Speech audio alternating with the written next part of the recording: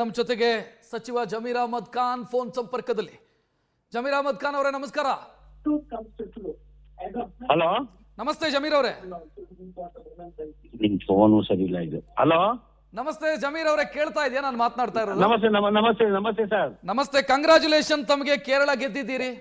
Thank you so much. ನಿಮ್ಮ expectation reach ಆಗಿದೆಯಾ ಕೇರಳದಲ್ಲಿ? 95 ಮೇಲೆ ಬರ್ತೀವಿ ಅಂತ QDF ಇಲ್ಲಿ ಈಗ 100 ಮುನ್ನಡೆ ಇದೀವಿ. ಕನಿಷ್ಠ 100 ಗೆಲ್ತೀವಿ ಅಂತ ವಿಶ್ವಾಸ ಇದೆ. ಅಂದ್ರೆ ನಿಮ್ಮ ಎಕ್ಸ್ಪೆಕ್ಟೇಷನ್ ರೀಚ್ ಆಗಿದೆ? ಎಕ್ಸ್ಪೆಕ್ಟೇಷನ್ ನನ್ಗೆ 33 ಕಾನ್ಸ್ಟಿಟ್ಯೂನ್ಸಿ ಟಾರ್ಗೆಟ್ ಕೊಟ್ಟಿದ್ರು. ಕಾಸರಗೋಡು ಡಿಸ್ಟಿಕ್, ಕಣ್ಣೂರ್ ಡಿಸ್ಟಿಕ್, ಕ್ಯಾಲಿಕೇಟ್, ವೈನಾಡ್, ಆಮೇಲೆ ಕೊಚ್ಚಿ, ಆಲಪ್ಪಿ. ಅದರಲ್ಲಿ ನನ್ ಖುಷಿ ತಂದಿರೋದಂದ್ರೆ 33ರಲ್ಲಿ 24 ನಾವು ಲೀಡ್ ಇದೀವಿ. 33ರಲ್ಲಿ 24 ಅದು 25 ವರ್ಷದಿಂದ ಗೆದ್ದಿರ್ಲಿಲ್ಲ ಅಂತ ಟಾಸ್ ನನ್ ಕೊಟ್ಟಿದ್ದು. ಕೇರಳದಲ್ಲಿ 25 ವರ್ಷದಲ್ಲಿ ಗೆದ್ದಿಲ್ಲ ಕಡೆ ನನ್ ಟಾಸ್ ಕೊಟ್ಟಿದ್ರು. 33 ಕ್ಷೇತ್ರ ನನ್ ಕೊಟ್ಟಿದ್ರು. ಅದ್ರಲ್ಲಿ 24 ಕ್ಷೇತ್ರದಲ್ಲಿ ನಾವು ಮುಂದೆಡೆ ಇದೀವಿ. ಏನ್ ಪ್ಲಸ್ ಆಗಿದ್ದು ಏನು ಅಂತ ಅನ್ಸುತ್ತೆ ನಿಮ್ಗೆ ಕೇರಳದಲ್ಲಿ? ಏನೋ ಸಣ್ಣ ಪುಟ್ಟ ನಮ್ ಸಂಘಟನೆ ಏನೋ ಮಾಡಿದೀವಿ. ಏನ್ ನಮ್ಮ ಪಕ್ಷ ಜವಾಬ್ದಾರಿ ಕೊಟ್ಟಿದ್ರು. ನಾನು 10 ದಿನ ಇಲ್ಲೇ ಇದ್ದೆ. ಅಲ್ಪಸಂಖ್ಯಾತರು ಈಗ ನಮ್ಮ ಮಾಧ್ಯಮ ಮುಖಾಂತರನೇ ಮಾಧ್ಯಮದವ್ರು ಹೇಳ್ತವ್ರೆ, ಅಲ್ಪಸಂಖ್ಯಾತರು UDF ಗೆ ವೋಟ್ ಕೊಟ್ಟಿದ್ದಾರೆ, ಒಂದ್ ಸೈಡ್ ವೋಟ್ ಕೊಟ್ಟಿದಾರಂತ. ಹಾಗಾಗಿ ನನ್ ಕೊಟ್ಟಿದ್ದ ಜವಾಬ್ದಾರಿ ನಾನು ನಿಭಾಯಿಸಿದೀನಿ. ಅಂದ್ರೆ ನಾರ್ತ್ ಕೇರಳ ನಿಮಗೆ ಜವಾಬ್ದಾರಿ ಇತ್ತು, ಕಾಸರಗೋಡು ರೀಜನ್ ಸುತ್ತಮುತ್ತ. ನನ್ಗೆ ಹೌದು. ಅಂದ್ರೆ ಮುಸ್ಲಿಂ ಮತಗಳು ದೊಡ್ಡ ಪ್ರಮಾಣದಲ್ಲಿ ಇರುವಂತ ಜಾಗ ಅದು. ಹೌದು, ಎಲ್ಲಾ ಕಡೆ ಮುಸ್ಲಿಂ ಹೆಚ್ಚಿನ ಕಡೆ ನನ್ ಜವಾಬ್ದಾರಿ ಕೊಟ್ಟಿದ್ರು.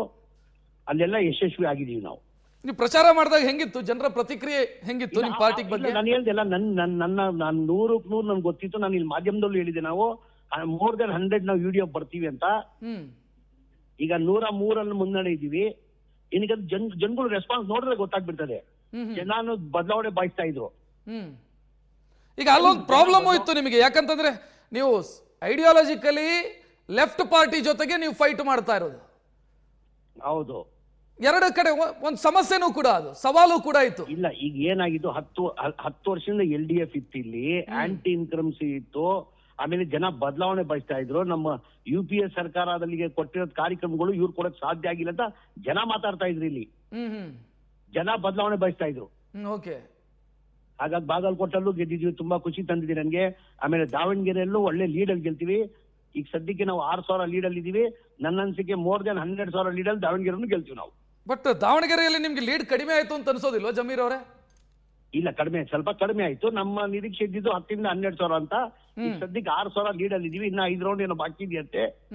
ಕನಿಷ್ಠ ನಾವು 10-12,000 ಲೀಡಲ್ಲಿ ಗೆಲ್ತೀವಿ. ಅಂದ್ರೆ SDPI ಕ್ಯಾಂಡಿಡೇಟ್ 17,000 ವೋಟ್ ಪಡ್ಕೊಂಡಿದ್ದಾರೆ ಈಗಿನ ಅಪ್ಡೇಟ್ ಪ್ರಕಾರ. ನಾವು ನಿರೀಕ್ಷೆ ಇಟ್ಟಿರ್ಲಿಲ್ಲ ಇಷ್ಟು ವೋಟ್ ತಗೊಳ್ತಾರೆ SDP ಅಂತ. ನಾವು ನಿರೀಕ್ಷೆ ಇಟ್ಟಿರ್ಲಿಲ್ಲ. ಇದು ನಿಮ್ಗೆ ಎಚ್ಚರಿಕೆ, ಇದು ಅಲಾರಾಮಿಂಗ್. ಇದು ಒಂಥರ ಎಚ್ಚರಿಕೆ ಗಂಟೆ ತಾನೆ. ಅಷ್ಟು ತಗೊಳ್ಳಲ್ಲ ಅಂತ ಇದ್ದು ತಗೊಂಡಿದಾರಲ್ಲ ಅವರು. ಅಂದ್ರೆ ಗೆಲ್ಲಕ್ಕೆ ಏನ್ ಸಮಸ್ಯೆ ಇಲ್ಲ ನಮ್ಗೆ. ನಾವು 10,000 ಇಂದ 12,000 ಲೀಡಲ್ಲಿ ನಾವು ಗೆಲ್ತೀವಿ ದಾವಣಗೆರೆನು. ಒಮ್ಮೆ ಆತ್ಮವಿಮರ್ಶೆ ಮಾಡ್ಕೊಳ್ಬೇಕಾದ ಅಗತ್ಯ ಇದೆ ನಿಮಗೆ ದಾವಣಗೆರೆಗೆ ಸಂಬಂಧಿಸಿ. ಇಲ್ಲ, ಲೀಡ್ ಸ್ವಲ್ಪ ಜಾಸ್ತಿ ಆಗ್ಬೇಕಾಗಿತ್ತು. ನಾವು SDP ಅವರು ಇಷ್ಟು ವೋಟ್ ತಗೊಂತಾರ ನಾವು ನಿರೀಕ್ಷೆ ಇಟ್ಟಿರ್ಲಿಲ್ಲ. ಈಗ ಜಮೀರ್ ಅವರೇ, ಮತ್ತೆ ಕೇರಳಕ್ಕೆ ಬರ್ತೀನಿ ನಾನು. ಕೇರಳದಲ್ಲಿ ಈಗ 3 ಜನರ ಹೆಸರು ಕೇಳಿ ಬರ್ತಾ ಇದೆ ಮುಖ್ಯಮಂತ್ರಿ ಆಗಬೇಕು ಅಂತ. ಯಾರಂತೆ ಮುಖ್ಯಮಂತ್ರಿ, ಏನಾದ್ರು ಗೊತ್ತಾಯ್ತಾ ತಮಗೆ? ಯಾರು ಇನ್ನ ರಿಸಲ್ಟ್ ಇನ್ನ ಕಂಪ್ಲೀಟ್ ರಿಸಲ್ಟ್ ಬಂದಿಲ್ಲ. ರಿಸಲ್ಟ್ ಬಂದಾದ್ಮೇಲೆ ನಮ್ಮ ನಾಯಕರಾದಂತ ರಾಹುಲ್ ಗಾಂಧಿ ಅವರು, ACC ಅಧ್ಯಕ್ಷರಾದ ಮಲ್ಲಿಕಾರ್ಜುನ ಖರ್ಗೆ ಅವರು, ಸೋನಿಯಾ ಗಾಂಧಿ ಅವರು ತೀರ್ಮಾನ ಮಾಡ್ಬೇಕಾಗಿದೆ. ಏನಿತ್ತು ಈಗ ನೀವು ಪ್ರಚಾರದಲ್ಲೆಲ್ಲ ಓಡಾಡ್ತಾ ಇದ್ರು, ಯಾರು ಆಗಬೇಕು ಅಂತ ಹೇಳ್ತಿದ್ರು ಜನ? 3 ಜನ ಇದ್ದಾರೆ. ವೇಣುಗೋಪಾಲ್ ಇದ್ದಾರೆ, ಸತೀಶನ್ ಇದ್ದಾರೆ, ಚನಿತಾಲ ಅವರಿದ್ದಾರೆ. ಅಲ್ಟಿಮೇಟ್ಲಿ ನಮ್ಮ ಪಕ್ಷ ಹೈಕಮಾಂಡ್ ಪಕ್ಷ. ಹೈಕಮಾಂಡ್ ತೀರ್ಮಾನ ತಗೊಂಡು. ನೀವು ಓಡಾಡದಂತ ಜಾಗದಲ್ಲಿ ಯಾರಾಗಬೇಕು ಅಂತ ಹೇಳ್ತಿದ್ರು ಮುಖ್ಯಮಂತ್ರಿ? ಆತರ ಮುಖ್ಯಮಂತ್ರಿ ಚರ್ಚೆ ಆಗಿಲ್ಲ. UDF ಬರ್ಬೇಕಂತ ಅಷ್ಟೇ ಇದ್ದಿದ್ದು. ಈಗ ವೇಣುಗೋಪಾಲ್ ಅವರು ಆಗಬೇಕು ಅಥವಾ ಸತೀಶನ್ ಆಗಬೇಕು ಈ ರೀತಿ ಏನಿರ್ಲಿಲ್ಲ. ಆ ಬಗ್ಗೆ ಎಲ್ಲ UDF ಬರ್ಬೇಕಂತ ಜನಗಳಲ್ಲಿ ಭಾವನೆ ಇದ್ದಿದ್ದು. ಈಗ ಕ್ರೆಡಿಟ್ ಯಾರಿಗೆ? ಈಗ ಕೇರಳದ ಕ್ರೆಡಿಟ್ ಯಾರಿಗೆ?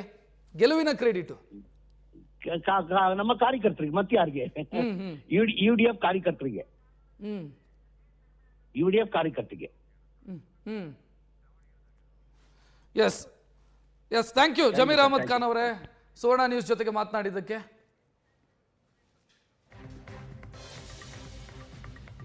ಇದು ಜಮೀರ್ ಅವರ ಮಾತು. ಕೇರಳದಲ್ಲಿ ಗೆದ್ದ ಬಗ್ಗೆ ಸಂತಸ ವ್ಯಕ್ತಪಡಿಸೋದರ ಜೊತೆಗೆ ದಾವಣಗೆರೆಯಲ್ಲಿ ಲೀಡ್ ಕಡಿಮೆಯಾಗಿದೆ. SDPI ಅಭ್ಯರ್ಥಿ ಪಡಿತಾ ಇರುವಂತ ಮತಗಳೇನಿದ್ದಾವೆ ಅದು ನಮಗೆ ಎಚ್ಚರಿಕೆಯ ಸಂದೇಶ ದಾವಣಗೆರೆಯಿಂದ ಬರ್ತಾ ಇದೆ ಅನ್ನೋದನ್ನ ಜಮೀರ್ ಅಹ್ಮದ್ ಖಾನ್ ಅವರು ಒಪ್ಕೊಳ್ತಾ ಇದ್ದಾರೆ. ಅಲ್ಲಿಗೆ ಕೇರಳದ ಗೆಲುವು ಖಚಿತ ಆಗಿದೆ UDF ಮೈತ್ರಿಕೂಟಕ್ಕೆ. 2 ಅವಧಿಯ ಬಳಿಕ LDF ಅಲ್ಲಿ ಅಧಿಕಾರವನ್ನು ಕಳ್ಕೊಂಡಿದೆ. ಮತ್ತೆ ಈಗ UDF ಕಡೆಗೆ ಅಧಿಕಾರ ಬರ್ತಾ ಇರೋದು. ಮುಖ್ಯಮಂತ್ರಿಗಳು ಯಾರು? 3 ಹೆಸರು ಓಡಾಡ್ತಾ ಇದೆ. ಸತೀಶನ್, ರಮೇಶ್ ಚೆನ್ನಿತ್ತಾಲ್, ಅದರ ಜೊತೆಗೆ KC ವೇಣುಗೋಪಾಲ್. ಈ 3 ಹೆಸರು ಓಡಾಡ್ತಾ ಇದೆ. ಯಾರು ಮುಖ್ಯಮಂತ್ರಿ ಆಗ್ತಾರೆ ಅನ್ನುವಂಥ ಪ್ರಶ್ನೆಗಳಿದ್ದಾವೆ. ಪಶ್ಚಿಮ ಬಂಗಾಳ ಆಲ್ಮೋಸ್ಟ್ ಕ್ಲಿಯರ್. ದಾವಣಗೆರೆಯಲ್ಲಿ 5600 ಕುಸಿದಿದೆ ಸಮರ್ಥ ಲೀಡ್ನ ಅಂತರ. 5650 ಮತಗಳ ಅಂತರದಲ್ಲಿದ್ದಾರೆ. 21 ಸುತ್ತು. ಈಗ ಬರ್ತಾ ಇರುವಂತ ಡೀಟೇಲ್, ಇನ್ನು 3 ಸುತ್ತಿನ ಮತ ಎಣಿಕೆ ಬಾಕಿ ಇದೆ. 5650 ಮತಗಳ ಮುನ್ನಡೆಯನ್ನ ಸಮರ್ಥ ಶಾಮನವರು ಈ ಹಂತದಲ್ಲಿ ಪಡಿತಾ ಇರೋದು. ಇನ್ನು 3 ಸುತ್ತಿನ ಮತ ಎಣಿಕೆ ಬಾಕಿ ಇದೆ. ಆರಂಭದಲ್ಲಿ ಶ್ರೀನಿವಾಸ್ ದಾಸಕರಿಯಪ್ಪ ಮುನ್ನಡೆಯಲ್ಲಿದ್ರು 7 ಸುತ್ತಿನವರೆಗೂ ಕೂಡ. ನಂತರ ಸಮರ್ಥ ಅವರ ಲೀಡ್ ಬರೋದಕ್ಕೆ ಶುರುವಾಯಿತು. ಕಳೆದ 2 ಸುತ್ತಿನಿಂದ ಸಮರ್ಥ ಅವರ ಲೀಡ್ನ ಪ್ರಮಾಣ, ಮುನ್ನಡೆಯ ಪ್ರಮಾಣ ಕಡಿಮೆಯಾಗ್ತಾ ಇದೆ. ಈಗ 5650 ಮತಗಳ ಮುನ್ನಡೆಯಲ್ಲಿದ್ದಾರೆ. ಬಿಜೆಪಿ ರಾಜ್ಯಾಧ್ಯಕ್ಷ ವಿಜಯೇಂದ್ರ ಮಾತನಾಡ್ತಾ ಇದ್ರು, ಈ ಹಂತದಲ್ಲೂ ಕೂಡ ನಮಗೆ ಗೆಲ್ತೀವಿ ಎನ್ನುವಂತ ನಂಬಿಕೆ ಇದೆ, ನಿರೀಕ್ಷೆ ಇದೆ. ಯಾರು ಗೆದ್ರೂ ಕೂಡ 1000 ಅಂತರದಲ್ಲಿ ಗೆಲ್ತಾರೆ ಅಷ್ಟೇ ಅಂತ ಬಿಜೆಪಿ ರಾಜ್ಯಾಧ್ಯಕ್ಷರು ಮಾತನಾಡಿದರು. 5650 ಮತಗಳ ಮುನ್ನಡೆಯನ್ನ ಸಮರ್ಥ ಈ ಹಂತದಲ್ಲಿ ಪಡ್ಕೊಳ್ತಾ ಇರೋ. ಯಾವ ಕ್ಷಣದಲ್ಲಾದರೂ ಕೂಡ ಇಲ್ಲಿ ಬದಲಾವಣೆಗಳಾಗುವಂತ ಸಾಧ್ಯತೆ ಇದೆ. 3 ಸುತ್ತಿನ ಮತ ಎಣಿಕೆ ಬಾಕಿ ಇದೆ. 5650 ಲೀಡನ್ನು ನೆಕ್ಸ್ಟ್ ಸುತ್ತಲ್ಲೂ ಕೂಡ ಶ್ರೀನಿವಾಸ್ ದಾಸಕರಿಯಪ್ಪ ಮ್ಯಾಚ್ ಮಾಡುವಂತ ಸಾಧ್ಯತೆಗಳಿದಾವೆ. ಎಲ್ಲಿಯದ್ದು ಬಾಕಿ ಇದೆ ಕೌಂಟಿಂಗು ಅನ್ನೋದು ಮುಖ್ಯ ಆಗುತ್ತೆ. ಅಂದ್ರೆ ಕೆಲ ಭಾಗದಲ್ಲಿ ಬಿಜೆಪಿಯ ಪ್ರಾಬಲ್ಯ ಇರುತ್ತೆ, ಕೆಲವೆಡೆ ಕಾಂಗ್ರೆಸ್ನ ಪ್ರಾಬಲ್ಯ ಇರುತ್ತೆ. ಎಲ್ಲಿನ ಕೌಂಟಿಂಗ್ ಪೆಂಡಿಂಗ್ ಇದೆ ಅಂತ. ಇದರ ಮಧ್ಯೆ ಪಶ್ಚಿಮ ಬಂಗಾಳದಲ್ಲಿ ಮಮತಾ ಬ್ಯಾನರ್ಜಿ ಅವರು ಕೊಡ್ತಾ ಇರುವಂತ ಹೇಳಿಕೆ, ಕೇಂದ್ರ ಸರ್ಕಾರ ಅಕ್ರಮ ಮಾಡಿ ಗೆದ್ದಿದೆ ಅನ್ನೋ ರೀತಿಯಲ್ಲಿ, ಅಕ್ರಮದ ಮುಖಾಂತರ ಗೆದ್ದಿದೆ ಅನ್ನುವಂಥ ಪ್ರತಿಕ್ರಿಯೆ ಮಮತಾ ಬ್ಯಾನರ್ಜಿ ಅವರ ಮುಖಾಂತರ. ಮತ ಎಣಿಕೆಯ ಕಾರ್ಯವನ್ನು ನಿಲ್ಲಿಸಲಾಗಿದೆ ಕೆಲವೆಡೆ. ನಮ್ಮ ಏಜೆಂಟ್ಗಳನ್ನು ಒಳಗೆ ಬಿಡ್ತಾ ಇಲ್ಲ, ಕೌಂಟಿಂಗ್ ಸೆಂಟರ್ನ ಒಳಗೆ ಬಿಡ್ತಾ ಇಲ್ಲ. ಮೊನ್ನೆ ಸ್ಟ್ರಾಂಗ್ ರೂಮ್ಗೆ ನುಗ್ಗುವಂತ ಪ್ರಯತ್ನವನ್ನ TMC ಕಾರ್ಯಕರ್ತರು ಮಾಡಿದ್ರು. ಇದರ ಮಧ್ಯೆ ಹೋಪ್ಸ್ ಇಟ್ಕೊಂಡಿದ್ದಾರೆ ಮಮತಾ ಬ್ಯಾನರ್ಜಿ ಅವರು. ಸೂರ್ಯಾಸ್ತದ ವೇಳೆಗೆ ಬದಲಾಗತ್ತೆ ಅನ್ನುವಂಥ ನಿರೀಕ್ಷೆಯನ್ನು ಅವರು ಇಟ್ಕೊಂಡಿದ್ದಾರೆ. ಟ್ರೆಂಡ್ ಚೇಂಜ್ ಆಗುತ್ತೆ ಅನ್ನುವಂಥ ನಿರೀಕ್ಷೆಯನ್ನ ಈ ಕ್ಷಣದವರೆಗೂ ಕೂಡ ಇಟ್ಕೊಂಡಿದ್ದಾರೆ.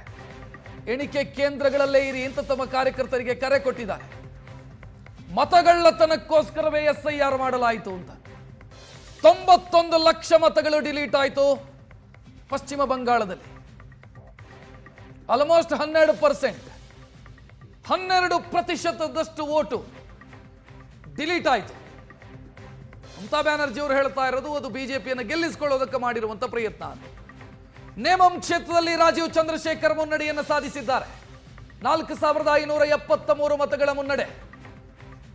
ಕೇರಳದ ಡೀಟೇಲ್, 3 ಕ್ಷೇತ್ರಗಳಲ್ಲಿ ಬಿಜೆಪಿ ಮುನ್ನಡೆಯಲ್ಲಿದೆ.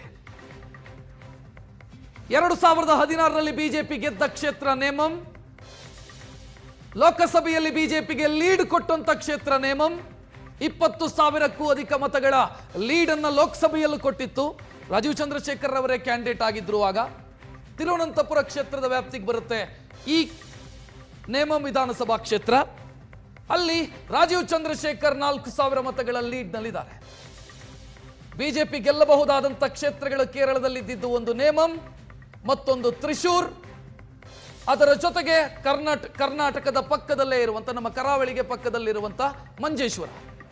ಸದ್ಯ ನೇಮಂನಲ್ಲಿ ಲೀಡ್ ರಾಜೀವ್ ಚಂದ್ರಶೇಖರ್ ಅವರದು 4,000 ಮತಗಳ ಲೀಡಲ್ಲಿದ್ದಾರೆ ಅಂತ.